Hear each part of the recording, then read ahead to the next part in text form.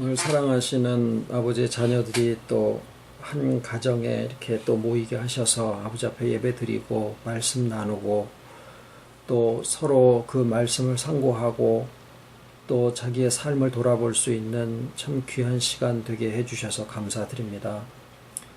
말씀을 전하는 사람도 많고 또 말씀을 받는 것도 참 많이 알고 있지만 정말 혼탁해져 가는 이 세상에 아버지의 온전한 말씀, 건전한 말씀들이 정말 빛을 내지 못하고 있는 안타까움을 또한 이 시간에 아버지 앞에 또 고백을 드리고, 정말 우리 아버지의 귀하신 이름이 우리의 마음과 우리의 삶에 정말 바로 알아져서 세상이 아무리 어두워져 가더라도 빛을 지키고 그 빛을 내기에 부족함이 없도록 저희들에게 말씀의 빛으로 또한 등불을 밝혀주시옵기를 이 시간에도 소원을 드립니다. 가정적으로나 세상적으로 너무나 많은 변화들을 우리가 겪고 있는 정말 어지러운 세상인데, 아버지의 자녀들이 이 시대와 또 변화되어져 가는 모든 시대에 모든 말씀의 시대가 그러하였듯이 또한 이 시대를 잘 감당할 수 있도록 또 이 시대를 비출 수 있는 그러한 등불로서들 다 굳건히 설 수 있도록 지혜 위에 지혜를 더하여 주시옵기를 간절히 소원을 드리고, 이 시간에 나누는 말씀이 저희들의 인격을 회복시키시고 또 이 시대를 감당할 수 있는 귀한 말씀 되게 해 주시옵기를 예수님의 이름으로 기도드립니다. 아멘. 오늘 하나님의 말씀은 요한계시록 22장 10절로 13절입니다. 요한계시록 22장 10절로 13절. 또 내게 말하되 이 책에 예언의 말씀을 인봉하지 말라. 때가 가까우니라. 불의를 하는 자는 그대로 불의를 하고 더러운 자는 그대로 더럽고 의로운 자는 의를 행하고 거룩한 자는 그대로 거룩되게 하라. 보라, 내가 속히 오리니 내가 줄 상이 내게 있어 각 사람에게 그의 일한 대로 갚아주리라. 나는 알파와 오메가요 처음과 나중이요 시작과 끝이라.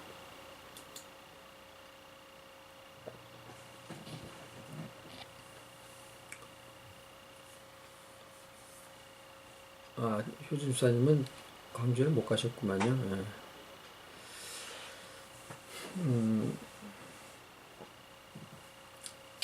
우리가 지금 이제 요한계시록을 쭉 나누어 오는 가운데 오늘은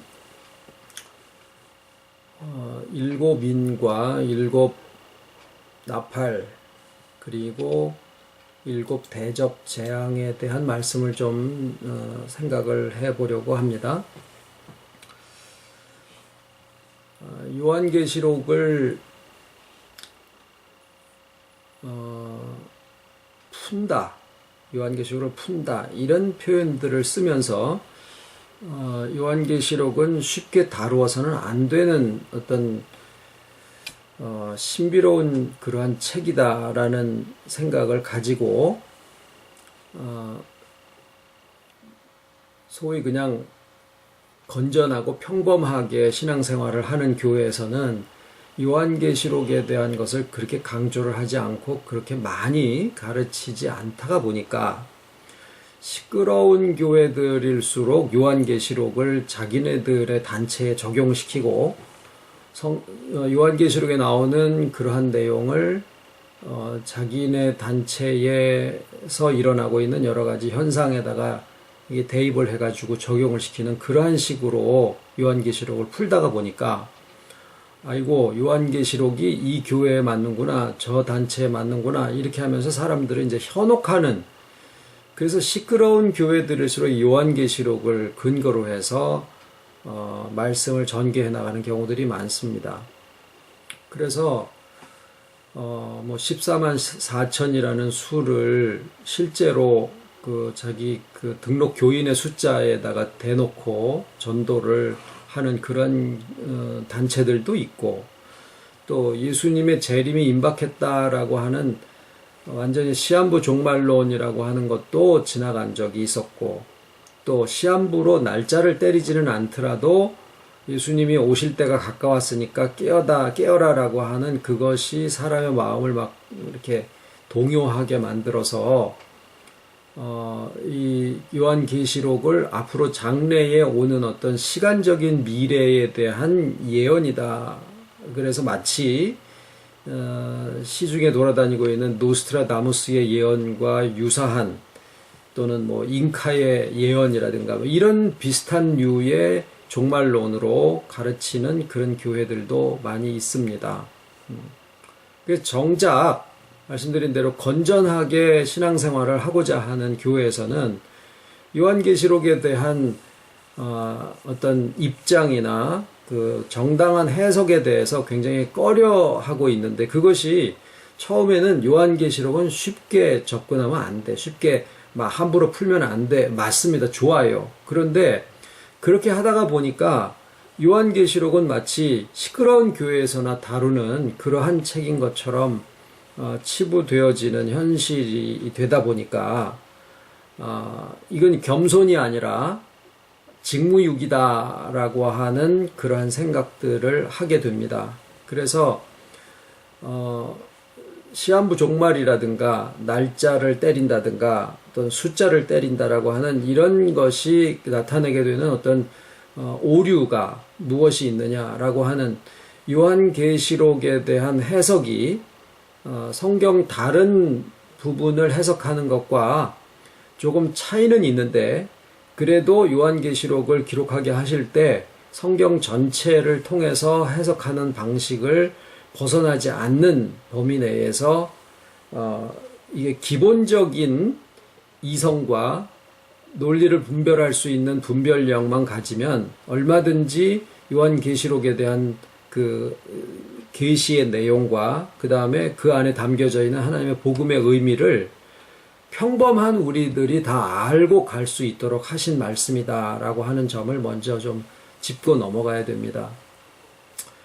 요한계시록을 기록한 요한이 뭐 저자에 대한 여러 가지 다른 이론들도 있습니다. 그런 것들은 다 차치해 두고 요한이 이 성경을 기록할 당시에 바벨론으로 표현되어 있는 그 나라는 로마였습니다. 그리고 짐승으로 표현되어 있었던 그 대상은 네로 황제라든가 도미티안 황제와 같은 폭군들을 가리켜서 기록한 것인데, 그것을 은유라고 하는 방법을 사용을 해서 기록을 하게 됩니다. 그래서 처음에 나와 있는 소개 글들처럼 요한계시록은 일종의 계시입니다. 어떤 역사적인 것이라든가 교훈이 아니라 계시로 기록이 되어 있어서 많은 상징과 은유를 사용을 하고 있다라고 하는 것을 저자 스스로가 그것을 표현을 하고 있어서 우리가 요한계시록을 접할 때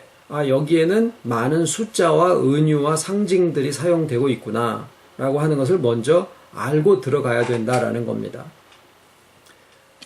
그런데 그 기록할 당시에 로마의 그 시대가 로마 황제라든가 로마 제국을 갖다가 반대하는 입장, 그러니까 모든 권력이 또는 신앙과 같은 그러한 사람들의 정신을 지배하는 것이 로마 황제에게 집중되어 있는 그 당시에 그것을 마치 하나의 짐승처럼 비유하면서 하나님이 모든 것을 다스리신다라고 하는 그러한 신앙적인 사상을 전파하고 있는 것이 이 내용이다 보니까 이것을 드러내놓고 표현할 수가 없었어요. 그래서 짐승이다, 용이다, 음녀다, 바벨론이다 라고 하는 여러 가지 이제 상징들을 사용을 해서 표현을 하고 있는데, 그런 당시의 시대적인 상황과 더불어서 또 그때 당시를 위해서만, 그러니까 그때 당시에 적용되는 거 첫 번째고, 그 다음에 그때 당시만이 아니라 성경이 전파되어지는 모든 시대에 다 적용되어질 수 있는 포괄적인 적용의 범위를 그 안에 내포하기 위해서 이 두 가지 의미로 이 은유와 상징을 사용을 해서 요한계시록을 기록을 하고 있습니다. 그래서 우리가 요한계시록을 이해하고자 할 때 우선은 이것이 역사적으로 로마 시대에 기록된 것이고 그때 당시의 성도들을 위해서 먼저 기록이 되어졌구나라고 하는 것을 먼저 알아야 되고, 그 다음에 모든 시대의 모든 믿는 사람들이 당하는 여러 가지 환난에 대해서 이것을 적용하도록 은유가 사용이 되어졌구나라고 하는 이 두 가지의 범위 내에서 요한계시록을 이해하면은 그것이 타당하고 적절합니다. 이런 과정을 폐하고 무조건 요한계시록은 미래에 대한 예언이기 때문에 오늘날 지금 이 시대에 우리의 교회가 나타나야 되고 내가 등장을 해야 돼서 내가 말씀을 푼 장본인이고 내가 어린 양 자리라든가 또는 백마탄 백마탄 사람으로 내가 등장을 하고 있다. 이긴 자가 나다. 이런 식으로 적용을 하게 되면은 이거는 성경 전체를 통해서 볼 때라든가 요한계시록을 기록한 취지로 볼 때도 타당하지 않고 그것은 자기도 망하고 그 말씀을 듣는 사람들도 패망하게 되는 아주 위험한 적용 방법이 됩니다.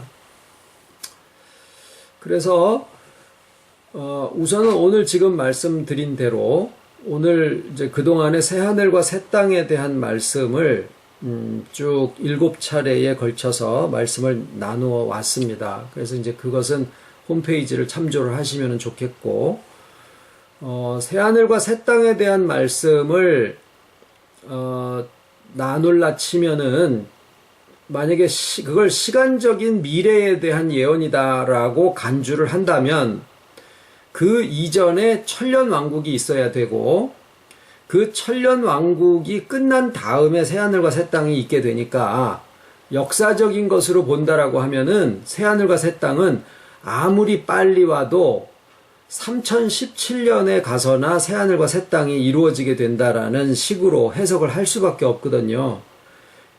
그게 이제 시간적인 미래의 예언이다라고 해석하는 사람들이 당면하게 되는 해석의 현실이에요. 그런데 정작 이 새하늘과 새 땅을 표현하고 있는 요한계시록 22장과 더불어서 이사야 65장에도 똑같은 새하늘과 새 땅에 대한 예언의 말씀들이 나타나고 있는데 두 가지를 기록하고 있는 그 구조가 똑같습니다. 새하늘과 새 땅을 말씀하시면서 예루살렘을 이야기를 하고 또 눈에서 눈물을 씻어주시고 이전 것이 지나갔으니 새 것이 되었도다라고 하는 그 폼이 똑같아요.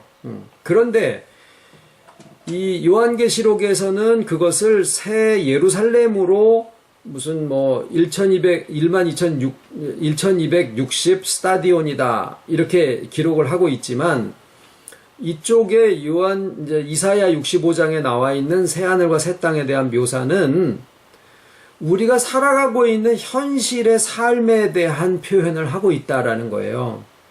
즉 100세가 돼서 죽은 사람들이 어린아이다. 또는 내가 경작한 것을 내가 먹는다. 내가 지은 집에서 내가 거처하고 살게 된다. 이리와 양이 같이 먹으며 뱀은 흙으로 식물을 삼을 것이며 이런 일상에 대한 묘사를 하고 있다라는 거예요. 죽은 다음에 또는 3017년에 가서 이루어지는 세상을 얘기하는 게 아니다라는 거죠.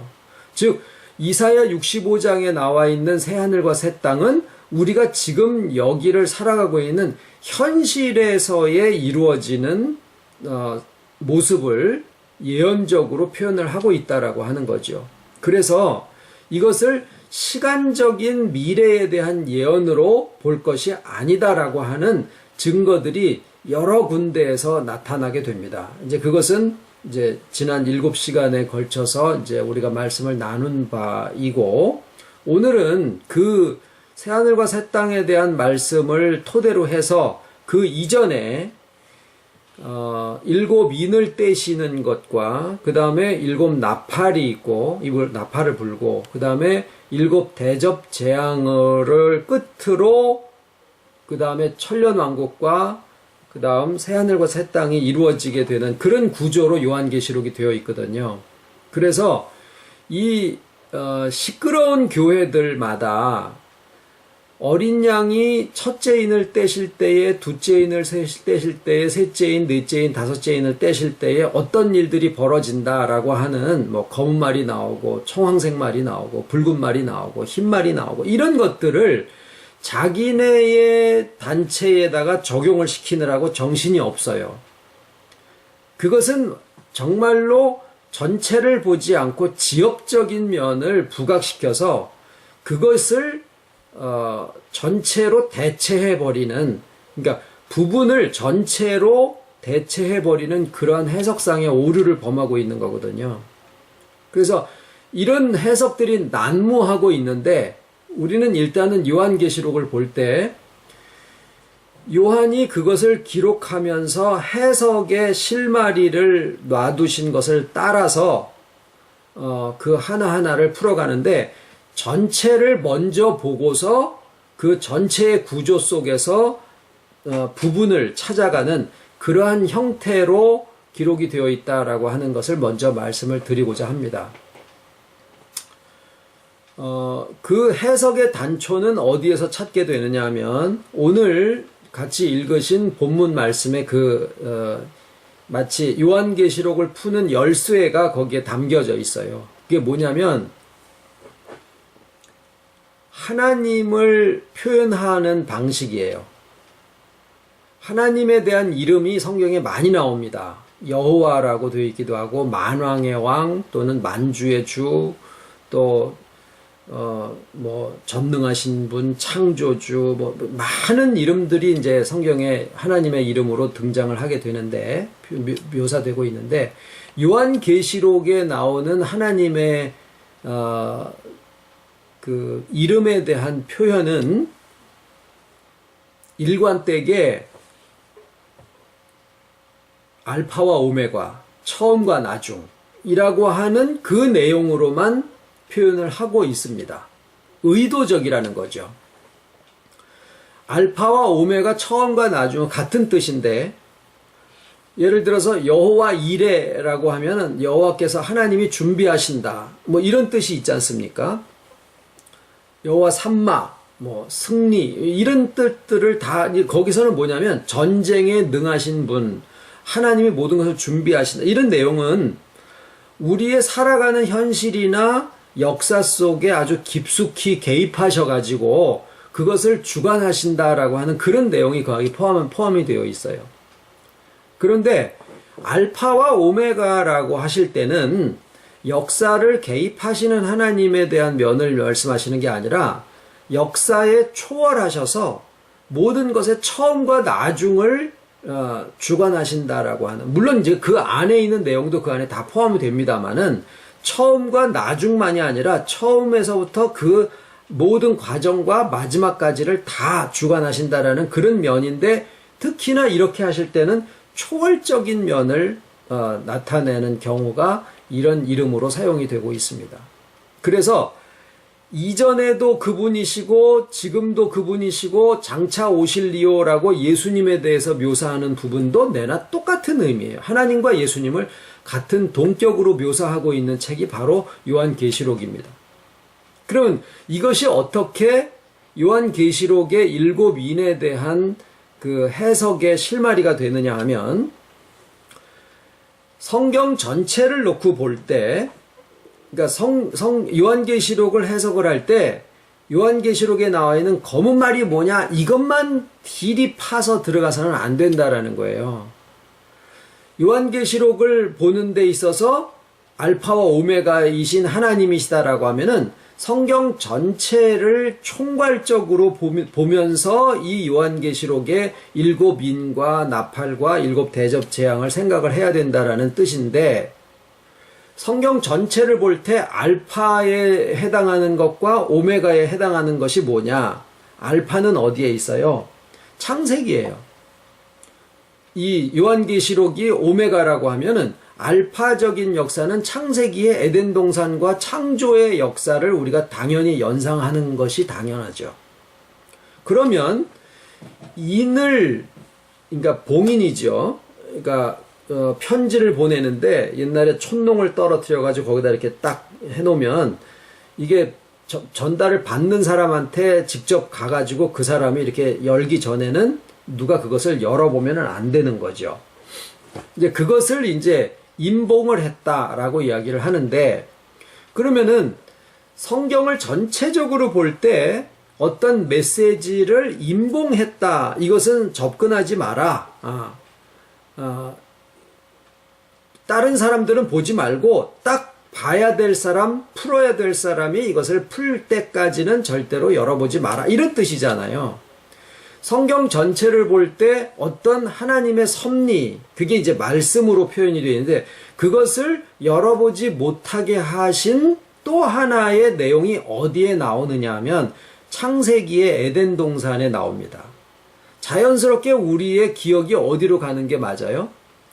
아담과 해와가 선악을 알게 하는 나무의 실과를 따먹고 나서 그 다음에 하나님이 손을 들어 생명나무의 실과도 따먹고 저들이 영생할까 하노니 저들을 에덴 동산에서 내어보내자. 가죽옷을 지어 입혀주시고 구속의 약속이시죠. 그 다음에 그룹들과 두루 도는 화영금을 두어서 에덴 동산 동편에 두어서 생명나무에 가는 길을 막았다, 이렇게 해놓으셨어요. 그게 일종의 뭐냐면은 인봉이에요. 그러니까 그 이후로 생명나무에 이르는 길이 막혀 있었다라는 거거든요. 물론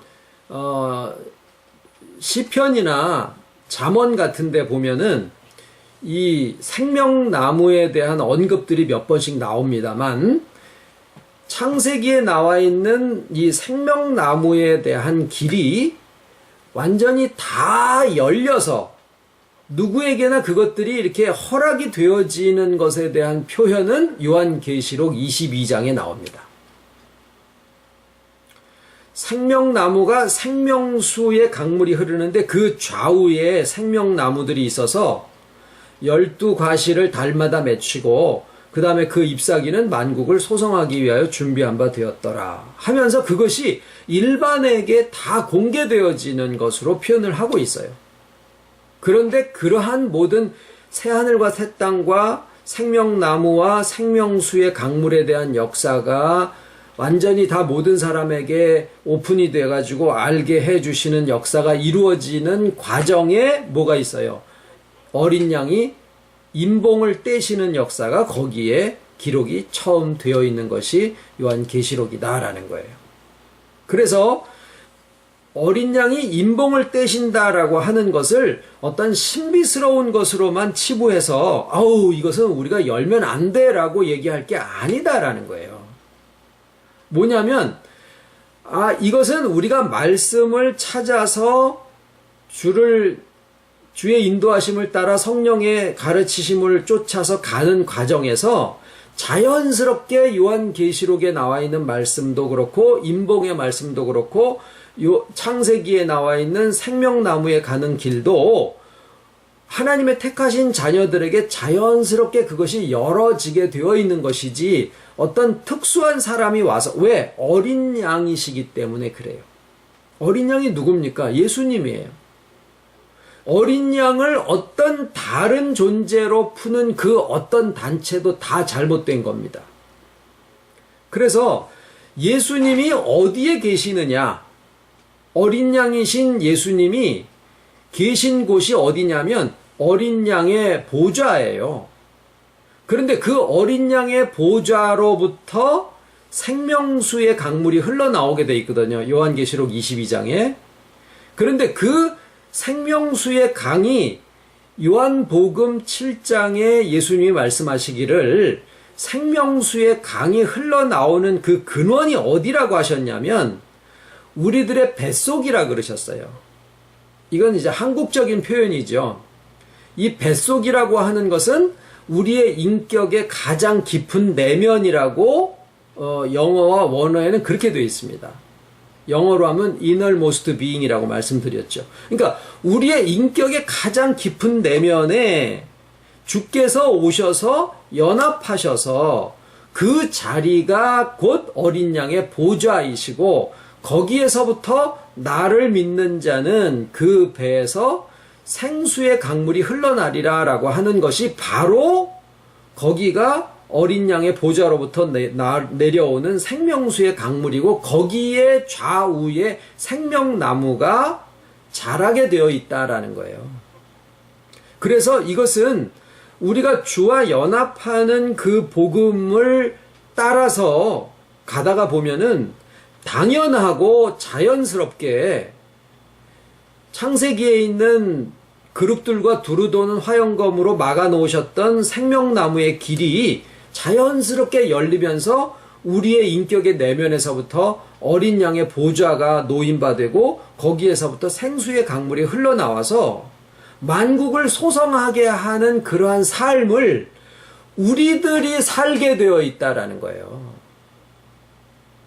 이러한 이해와 이러한 성경에 대한 해석이 건전하게 신앙생활을 하는 사람들에게 주어져야 시끄러운 교회에 기웃거리지 않게 되는데 무조건 그 교회에 가지 못하게만 하고 성경에 대한 올바른 해석을 해주지 않으니까 교회마다 분란이 나고 막 신천지 같은 데서 들어와 가지고 사람들을 갖다가 이렇게 현혹시키고 그러는데 목사님들이 그것을 대책을 세우지를 못하고 있는 것이 오늘날의 현실이에요. 왜? 요한계시록을 접근을 못하게 해놨기 때문에 그래요. 알파와 오메가인데 알파도 못 풀고 오메가도 못 풀어요. 그러니까 자꾸 뭐만 하라고 그래요. 교회 와서 충성하라고 그러면 그러니까 교회 다니는 게 짐이 돼버리는 거죠. 앞과 뒤가 풀어져야 이게 중간이 다 풀어지는 건데 앞과 뒤는 딱 막아놓고 앞이 뭐예요? 왜 에덴 동산에 선악과가 있어야 되며 원죄가 무엇이 왜 그게 말이 되느냐 뭐 이런 문제들이요. 영적으로 분별이 없는 어린아이와 같은 자들에게 에덴 동산을 지키라 그래 놓고 하나님은 어디 가셨다고 오셨는지 모르는데 그 사이에 뱀이 꼬셨다고 3살짜리에게 짐 맡기고 엄마가 크리스마스 휴가 갔다가 왔는데 애가 엄마 목소리인 줄 알고 다른 사람한테 문을 열어줬어요. 그러니까 엄마가 와가지고 너 엄마가 낯선 사람한테 문 열어주지 말라 그랬어? 안 그랬어? 그거 하나 못 지켜? 그래도 호적에서 파내버리는 거랑 다를 게 뭐냐 그 말이에요. 그런 부분에 대한 것들이 해석이 안 되고 요한계시록도 못 풀게 만들어 놓으니까 사람들은 갈급하고 인터넷만 틀어도 하나님의 말씀들이라고 하면서 엄청 나오는데 정작 교회에서는 그런 것에 대한 것들을 다 족쇄를 풀어놓고 이제 묶어놓고 있으니까 사람들이 귀는 높아진 데다가 어디 새로운 게 없는가 그러고 다 그냥 잘못된 대로 빠지고 있는 것이 현실이다 그 말이에요. 우리가 건전하게 신앙생활을 하려면 창세기와 요한계시록이 건전하게 풀어져야 됩니다. 그래서 7인이 풀어지는 것은 어린 양이 그렇게 우리 안에서 이해되어지도록 해주시는 것인데 7이라는 숫자도 또 뭐냐면 이거는 어느 교단을 막론하고 7이 나타내는 숫자의 의미는 하나님의 완전수다라고 하는 것에 대해서는 이견이 별로 없어요. 그런데 그 7이라는 숫자도 사용되어지는 곳이 어디냐? 창세기 1장에 나와 있는 이래 동안에 하나님의 천지를 창조하신 하나님의 완성을 얘기를 하시죠. 요한계시록만큼 7이라는 숫자가 많이 사용되는 데도 없어요. 어마어마하게 많은 7이라는 숫자가 사용이 됩니다. 7이라는 숫자로 연관되어져서 7뿔, 7영, 7눈, 7 등뿔, 또 7인, 7천사, 7나팔, 7대접, 엄청 한 12가지 정도가 나옵니다.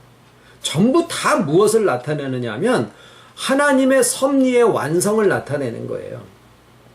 그런데 심지어는 음녀가 앉은 7 산 또는 짐승의 7뿔 이런 것들도 7이라는 숫자에 연관시켜서 말씀을 하고 있다라는 것은 하나님의 모든 섭리를 이루어 가시는 데 있어서는요, 사단이 마귀 귀신 음녀 짐승 용 이런 것들의 권세까지도 하나님의 섭리와 주관 아래서 다 움직여지고 있다라는 내용을 그 안에 내포하고 있는 거예요.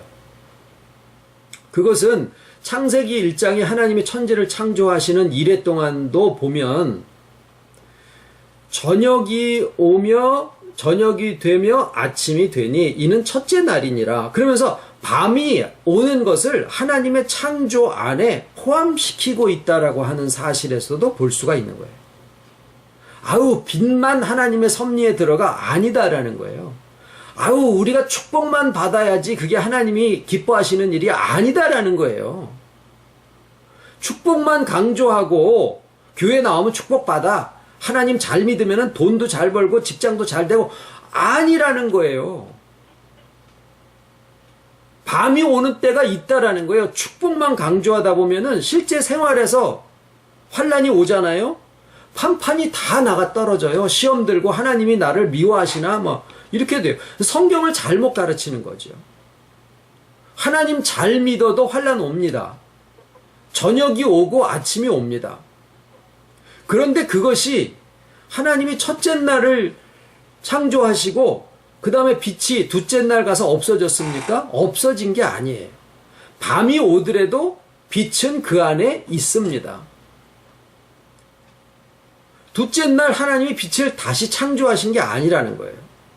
그러면서 하나님의 섭리가 점진적으로 계속 창조의 완성을 향해서 가신다라고 하는 사실이 우리 스스로도 그렇고 우리가 자녀들한테 우리가 하나님에 대한 것을 가르칠 때도 또 세상을 가르칠 때도 그렇게 가르쳐야지 그게 정상이에요.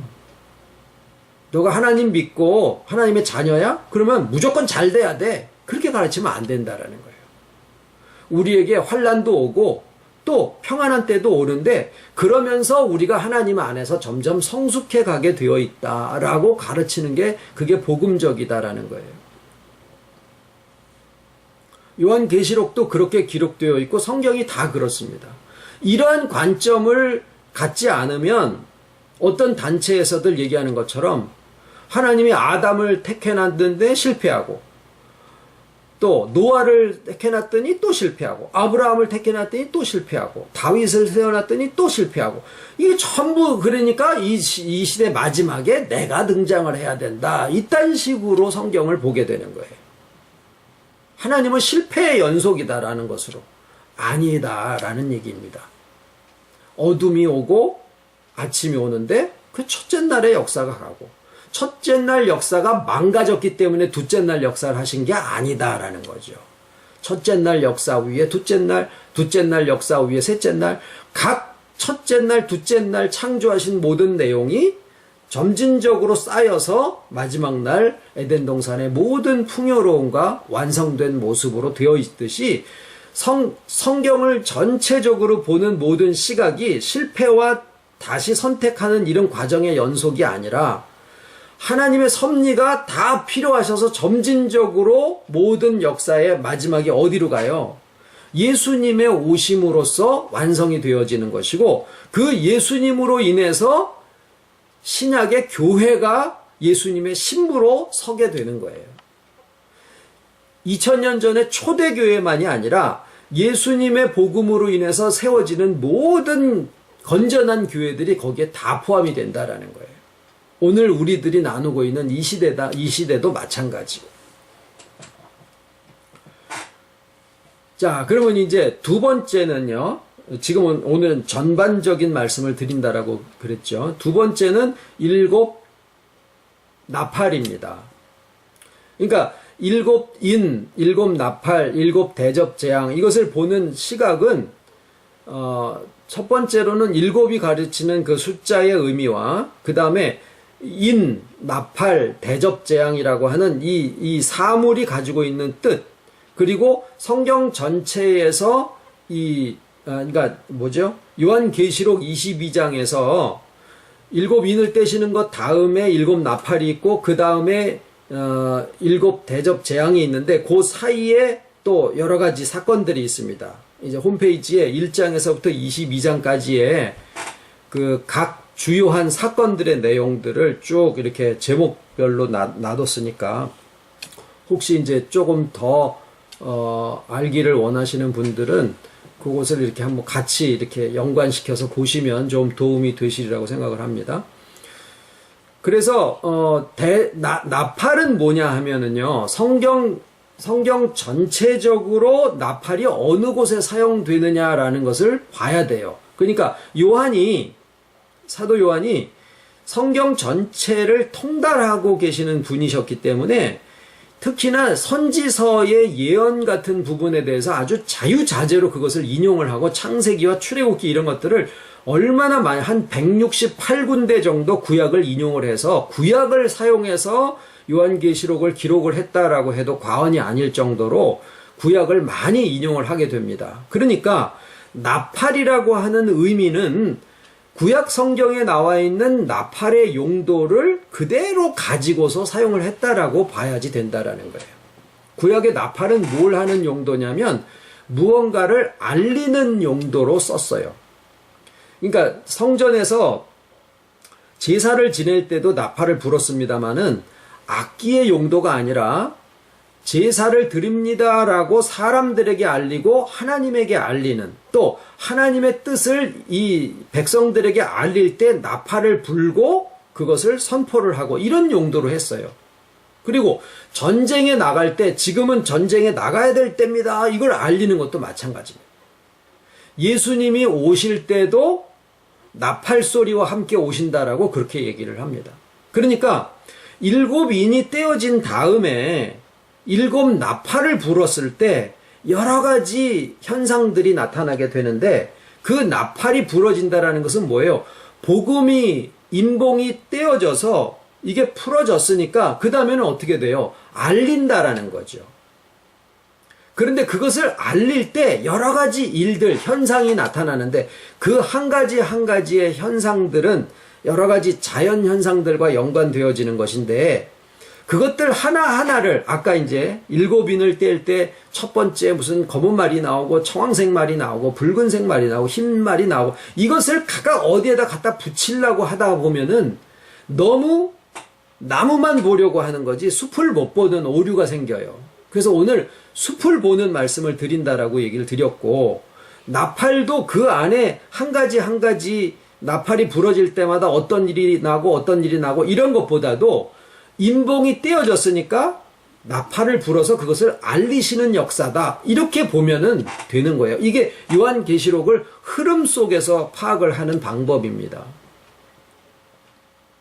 세 번째는 대접이에요. 7 대접 재앙. 그 7 대접 재앙을 끝으로 해서 용이 잡혀요. 사단이, 마귀, 옛 뱀이라고 하는, 역시 창세기를 근거로 해가지고 말씀을 연관시키죠.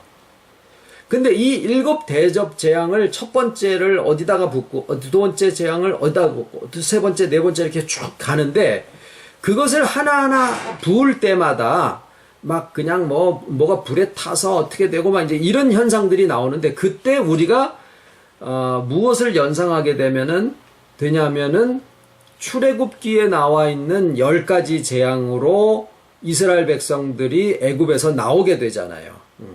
그런데 첫 번째 지팡이를 던졌더니 뱀으로 바뀌고 물이 피가 되게 하고 이런 재앙들이 나오잖아요. 그 한 가지 한 가지의 의미를 해석하는 신학자들은 별로 없어요. 요한계시록에 나와 있는 재앙들의 의미도 일단은 그렇게 봐도 된다라는 거예요. 그런데 거기서 더 중요한 것은 뭐냐면 이 재앙들이 누구를 대상으로 하느냐라는 것이 더 중요합니다. 결과적으로 7 대접 재앙이 끝났을 때 용의 권세가 무너지게 돼요. 그게 중요한 거예요. 그거를 파악하는 게 요한계시록을 해석하는 과정에서 중요한 거예요. 이거를 알게 되면 요한계시록은 하나의 희망이고 승리의 메시지지, 이게 두려움이라든가 미래에 대한 어떤 예언이 아니다라고 하는 것을 우리가 파악을 할 수 있게 됩니다. 7 대접 재앙을 끝으로 결과가 뭐냐? 용의 권세, 사탄의 권세가 무너지고 그가 잡혀서 무적행에 던져 넣어진 바가 되어진다. 이게 결론이에요. 그런데 첫 번째 재앙, 두 번째 재앙이 지나갈 때 무엇을 대상으로 하느냐면 세상에 보여지는 여러 가지 구조적인 어떤 권세, 이런 것들이 무너지는 현상으로 표현이 되어지고 있어요. 왜 그럴까요? 세상에 있는 사단이의 권세는 눈에 보이지는 않지만 그것이 실제로 매개체로 삼고 있는 것은 눈에 보여지는 세상의 권력이나 문화나 사상이나 이런 것들을 매개로 해서, 예를 들어서 세상을 다스리는 어떤 권세자가 있는데 그 권세자가 무엇을 쥐고 사람들을 다스리느냐 하면 언론을 통제한다, 돈의 흐름을 주관한다, 식량과 정보를 통제한다, 이런 내용들이에요. 마찬가지로 그러한 권력의 최고봉에 있는 그 권세자가 용의 권세를 가지고 있는 것인데, 그 권세가 세상에 보여지는 여러 가지 것들을 사로잡고서 그것으로 자기의 권세를 삼고 있다라는 거예요. 하나님은 모든 역사를 주관하시는 그런 권세를 사용을 하고 계시고, 사람을 살리고 회복시키시는 권세를 사용하시는, 능력을 사용을 하시는 거고.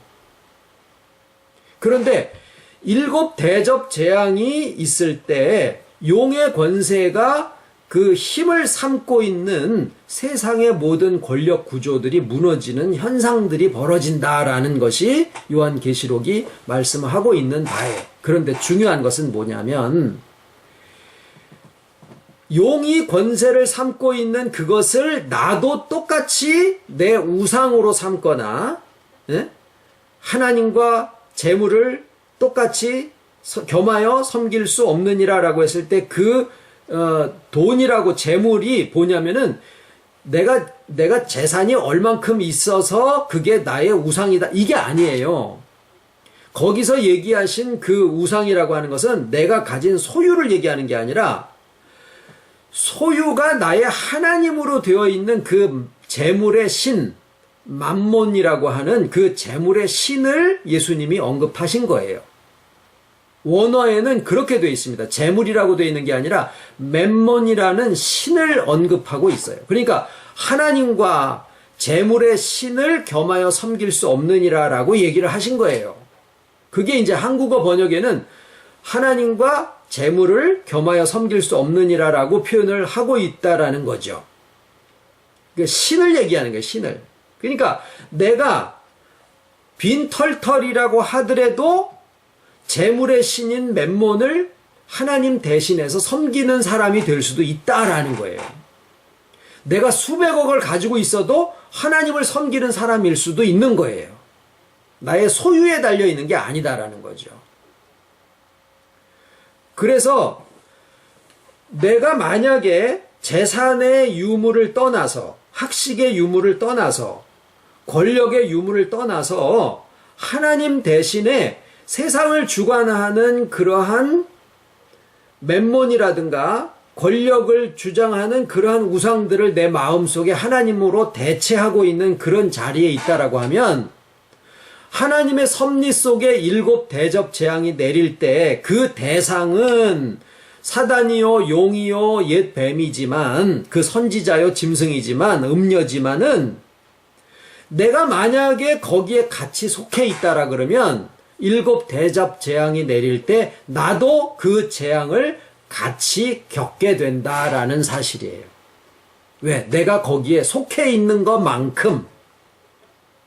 그러나 출애굽할 때 10가지 재앙이 내리잖아요.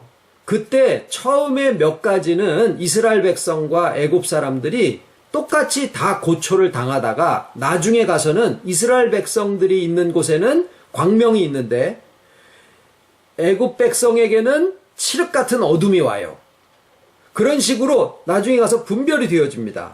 마찬가지로 우리에게도 처음에는 내가 세상의 재물의 신을 섬기고 있는 것만큼 그 재앙이 올 때 나도 같이 고초를 당하지만, 어느 시기가 가게 되면은 이게 분별이 되어지면서 성전이 청량이 되어져서 성전 바깥마당과 성소와 그 안에 제단과 경배하는 자들이 나누어지는 것처럼 내 안에서 하나님을 섬기는 것과 재물의 신을 섬기는 것이 이렇게 분별되어질 수 있는 분별의 영이 장성한 지혜를 얻게 됩니다. 그러면은 더 이상 세상의 재앙이 나에게 고초나 환난이 되어지지 않는다라는 거예요.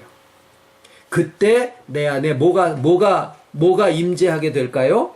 천년왕국이 오게 되고 결과적으로 가서는 용이 내 안에서 사로잡혀서 무적행에 던진 바 되어지게 되고 결과적으로는 내 안에 뭐가 만들어져요? 새하늘과 새 땅이 도래하게 된다라는 것이 요한계시록이 우리에게 주고 계시는 메시지예요. 그래서 요한계시록에서 말씀하고 있는 미래는 시간적인 미래를 얘기하는 게 아니라 하나님의 섭리를 따라 영존하신 하나님의 충만하심에 점점 자라가는 그 미래를 이야기를 합니다. 이 차이는 뭐와 같으냐면 내가 기원에 등록을 해놓고 바둑 두지 않고 계속 시간만 보내면 시간적인 미래에 내가 구단이 됩니까? 절대 안 돼요. 내가 거기에서 열심히 바둑을 두면서 시간을 보내다 보면 내가 입단도 하고 5단도 되고 9단도 되고 그러는 것처럼 우리의 이 요한계시록의 미래는 그냥 간다고 해서 시간적인 미래에 어떤 일어나는 이런 것에 대한 예언을 얘기하는 게 아니라 영존하신 하나님 안에 있는 충만을 향해서 우리가 성숙해 가는 그 미래를 말씀을 하고 계시는 거다라는 겁니다. 기도하겠습니다. 고마우신 아버지, 알파와 오메가로 모든 말씀을 때를 따라서 임봉해 두시고 때를 따라서 어린 양의 지혜 가운데서 우리에게 알려주셔서 우리가 이 세상을 건전하게 신앙인으로서 살아가면서도 창세기와 요한계시록에 있는 모든 보화와 같은 말씀을 우리에게 허락해 주셨다라고 하는 이 한 가지 사실을 또 이 시간에 나누고 감사를 드립니다.